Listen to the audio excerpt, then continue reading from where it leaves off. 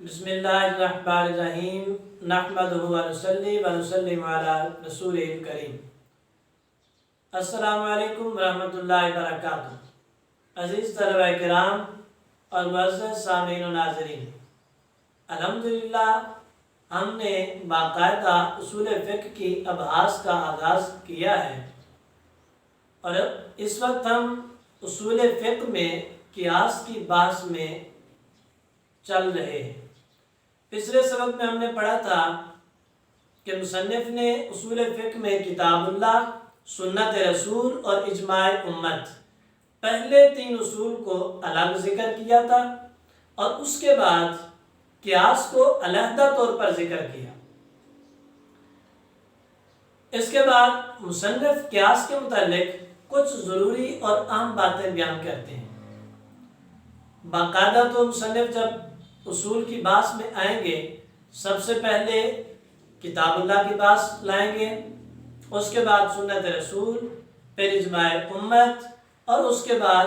قیاس کا مقام آئے گا۔ لیکن یہاں پر بنیادی طور پر چند ضروری باتیں ہیں جنہیں مصنف یہاں پر ذکر کرنا ضروری سمجھتے ہیں کہ قیاس کون سا معتبر ہوگا، قرآن سے، سنت سے اور اجماع سے قیاس کیسے مستنبط ہوگا۔ اس کے لیے بنیادی طور پر ایک ایک مثال یہاں پر ذکر کرتے ہیں۔ پچھلے سبق میں ہم نے پڑھا، مصنف نے کہا تھا کہ قیاس کے ساتھ شرط لگائی تھی المستنبط من هذه الاصول الثلاثہ، کہ قیاس وہ اصول میں شامل ہے جو کہ اصول ثلاثہ یعنی کتاب اللہ، سنت رسول اور اجماع امت سے مستنبط ہو۔ اس کے سوا عقلی قیاس یا ہر وہ قیاس جس کی بنا کتاب پر یا سنت پر یا اجماع پر نہ ہو، مردود ہوگا، رد کر دیا جائے گا۔ صرف وہ قیاس معتبر ہوگا کہ جس کی بنا کتاب اللہ پر، سنت رسول پر اور اجماع امت پر ہوگی۔ اب سب سے پہلی بات یہاں پر یہ سمجھنا ضروری ہے کہ قیاس سے مراد کیا ہے۔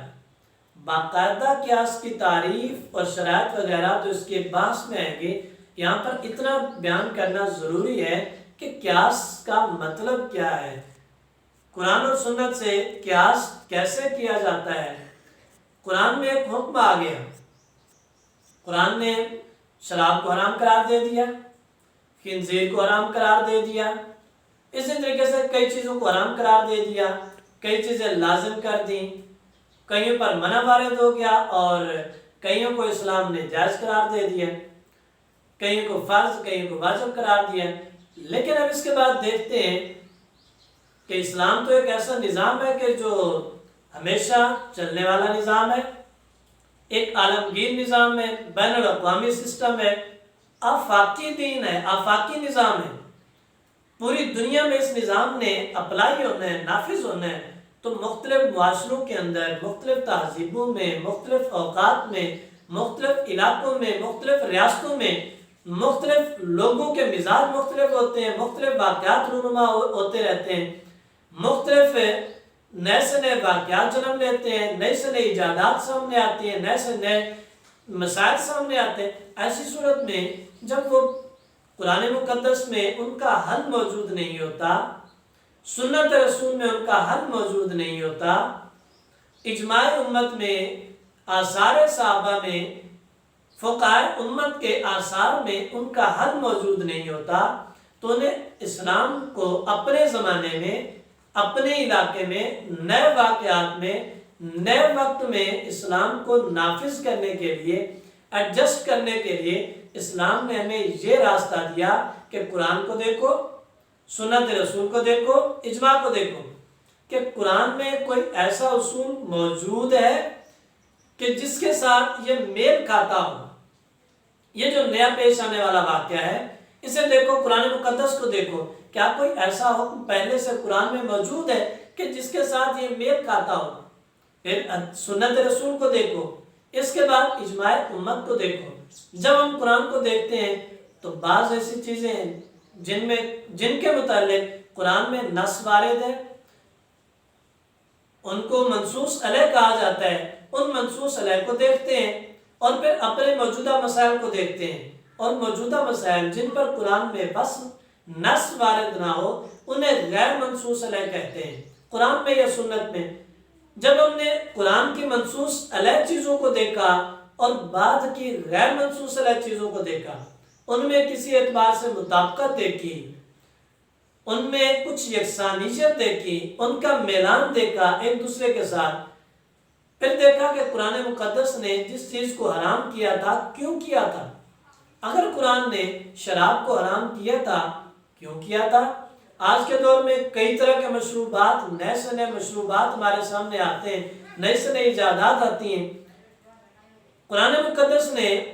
شراب کو کیوں حرام کیا تھا؟ اور اگر ہم آج کی جدید مشروبات کو دیکھنا چاہتے ہیں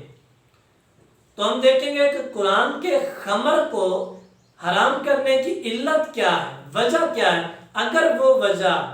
جدید مشروبات میں،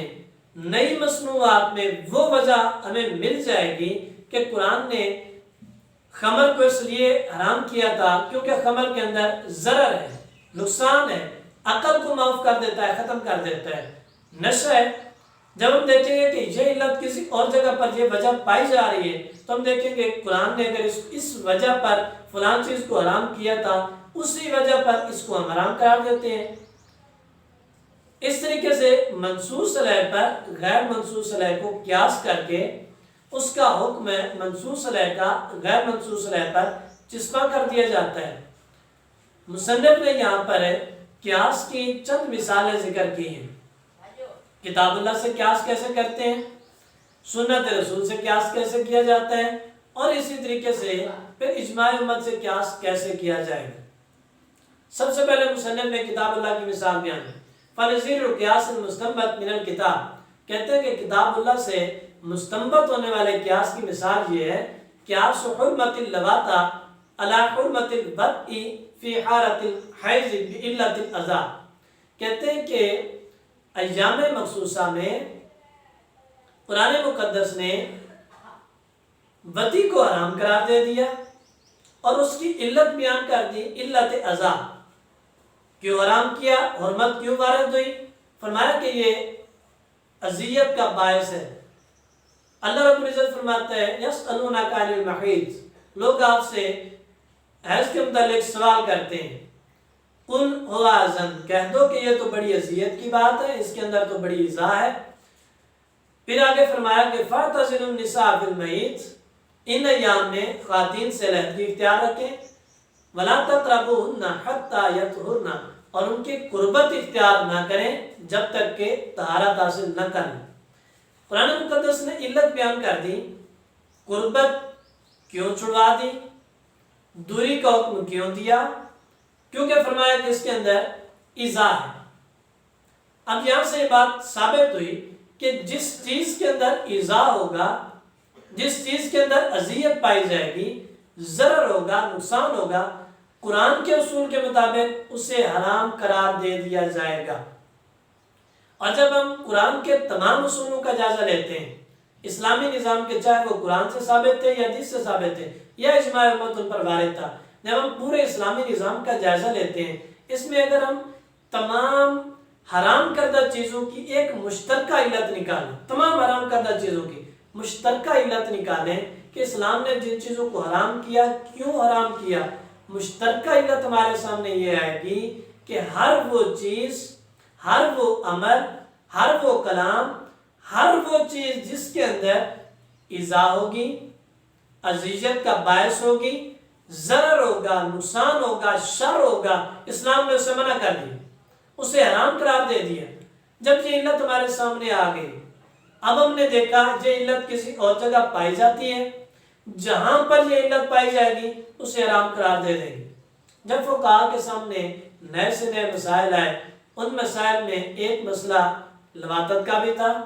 فقہاء نے اس مسئلے منصوص علیہ قرآنی مسئلہ کو دیکھا، اس کی علت اذا دیکھی تو وہ یہاں پر بھی موجود تھی۔ فقہاء نے فتویٰ جاری کر دیا کہ جس علت کی بنا پر قرآن نے اس مخصوص منصوص علیہ حکم میں حرمت وارد کی تھی، وہ علت یہاں پر بھی موجود ہے، جب وہی علت موجود ہے تو حکم بھی وہی آئے گا۔ اس طریقے سے فقہا نے اس کو بھی حرام قرار دے دیا۔ تو مصنف کہتے ہیں کہ یہ قرآن سے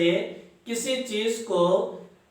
مستنبط کر کے اس پر قیاس کرنے کی ایک مثال ہے۔ اسی طریقے سے پھر آگے سنت رسول کی ایک مثال بیان کرتے ہیں، اور پھر اجماع امت سے مستنبط ہونے کی ایک مثال بیان کرتے ہیں۔ اللہ رب العزت کی بارگاہ میں دعا ہے کہ ہمیں اپنی رحمتوں برکتوں جگہ عطا فرمائے، اور